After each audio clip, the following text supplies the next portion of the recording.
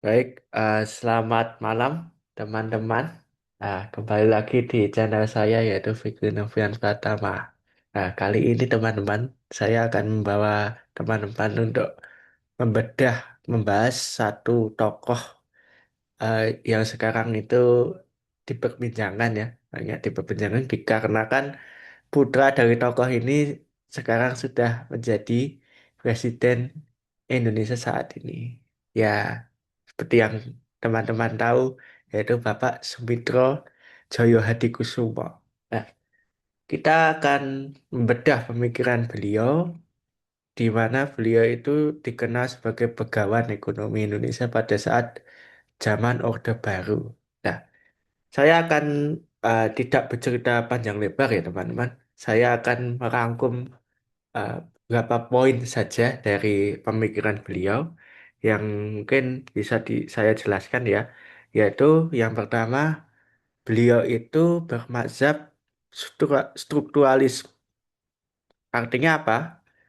Ekonomi yang dia desain itu dalam kacamata atau pandangan ekonomi politik itu Pak Sumitra itu yang pertama menolak pandangan neoklasik yang percaya bahwa pasar itu akan menyelesaikan masalahnya sendiri melalui mekanisme pasar atau tangan tak terlihat atau invisible hand.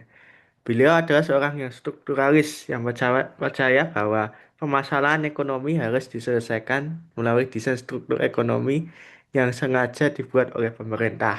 Nah, itu yang pertama poinnya. Yang selanjutnya kebijakan ekonomi harus menyentuh aspek non-ekonomi seperti aspek sosial dan ketimpangan. Contohnya saja ketimpangan antara pribumi dan pihak asing. Itu yang digarisbawahi oleh Pak Sumitro pada awal kemerdekaan. Lalu selanjutnya poinnya yaitu adalah beliau itu mengatakan intervensi negara dan syarat kekuasaan. Nah, Pak Sumitro ini pada awalnya sangat mendukung intervensi negara atau state intervention. Yang artinya apa, teman-teman? Eh, di berbagai lini masyarakat, namun dalam perspektif ekonomi politik atau pandangan ekonomi politik itu beliau menekankan bahwa intervensi ini hanya akan berhasil jika pemerintah memiliki empat asumsi dasar. Yang pertama, tanggung jawab sosial yang tinggi. Lalu yang kedua, perspektif politik yang tepat terhadap isu perkembangan.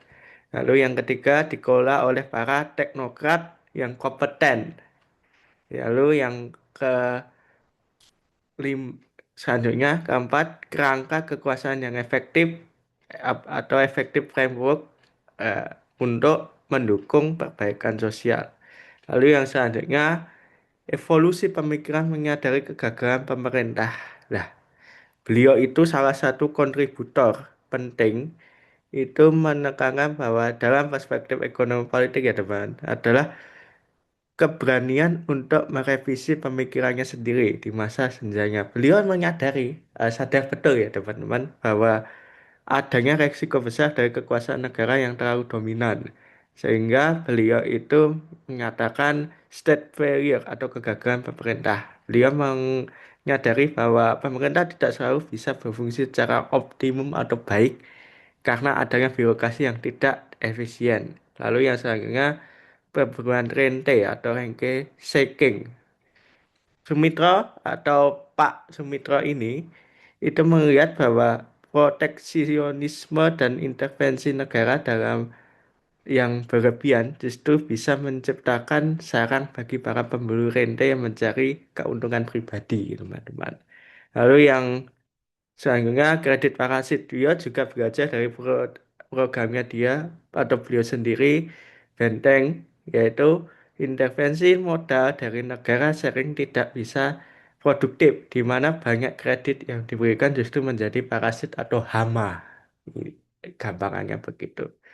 Lalu mungkin kita akan mengkaitkan dengan relevansi kebijakan Pak Prabowo ya teman-teman di masa sekarang yaitu MBG, Kopdes dan pembentukan Danantara dan penguatan ekonomi desa yang dinilai mengadopsi fase awal pemikiran Bapak beliau atau Pak Sumitro. Tapi kebanyakan eh,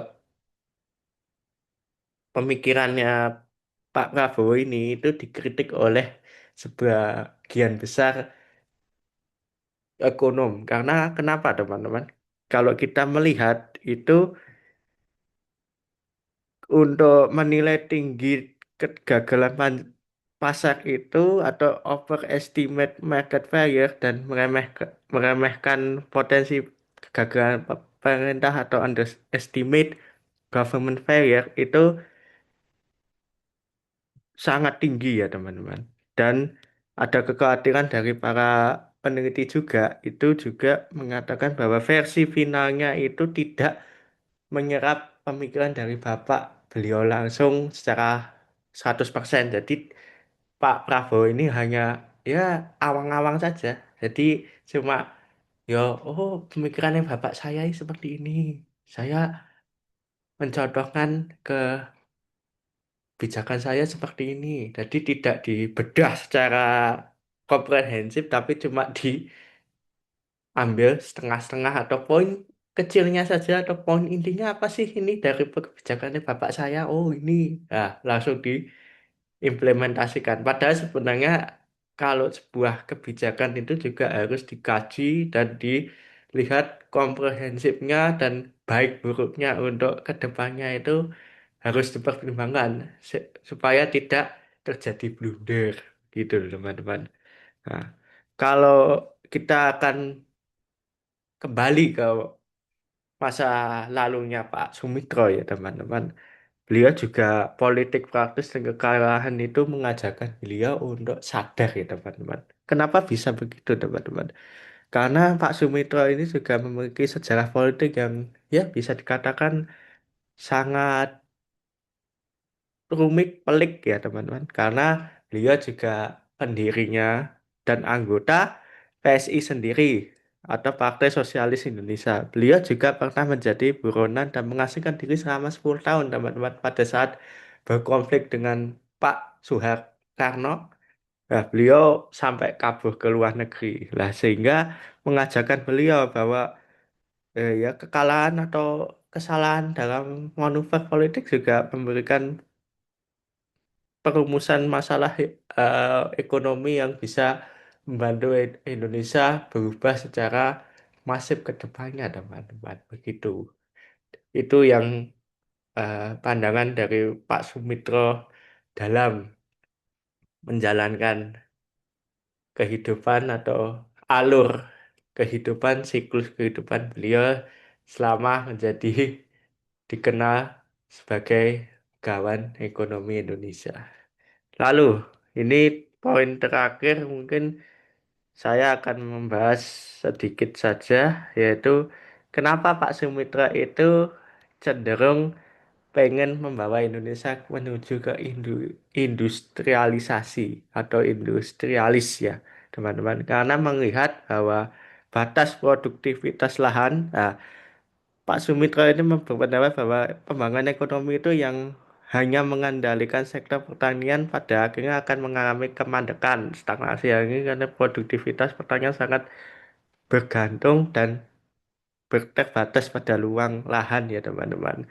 Lalu yang selanjutnya visi masa depan nah, Pak Sumitro ini itu juga mau Indonesia itu maju dan harus beralih ke industrialisasi. Nah, ini menjadi perdebatan dengan Pak Safruddin Prawira Negara yang memilih untuk lebih fokus kepada negara agraris ya teman-teman. Lalu terbukti secara historis ya teman, itu negara-negara seperti Korea, Jepang, Asia Timur itu maju dengan menerapkan pola pikir yang berarah ke ekonomi industrialis karena yaitu mengangkat tinggi perekonomian negara sehingga bisa makmur ke depannya. Nah, sehingga Pak Sumitro ingin mengimplementasikan hal tersebut kepada Indonesia. Itu teman-teman. Mungkin dari saya sekian dulu ya teman-teman. Mungkin selanjutnya saya akan membahas tentang Pak Sumitro lagi mungkin terkait tentang mafia Berkeley ya teman-teman. Nah, kita akan mengulas mafia Berkeley itu sejarahnya bagaimana dan implementasinya pada Indonesia itu seperti apa pada saat Orde Baru. Nanti kan episode selanjutnya di channel saya yaitu Vigo Novian Pratama. Terima kasih atas perhatiannya. Selamat malam. Salam sehat selalu, sukses selalu. Selamat malam.